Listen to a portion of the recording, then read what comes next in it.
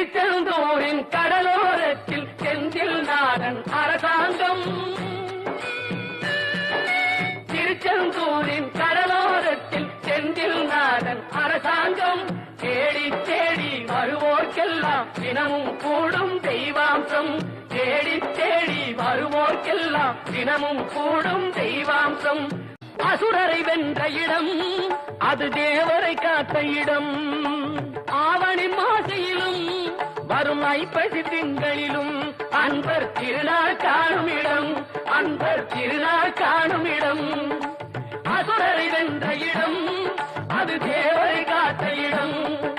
ஆவணி மாசையிலும் வரும் ஐப்பசி திங்களிலும் அன்பர் திருநாள் காணும் இடம். அன்பர் திருநாள் காணும் இடம்.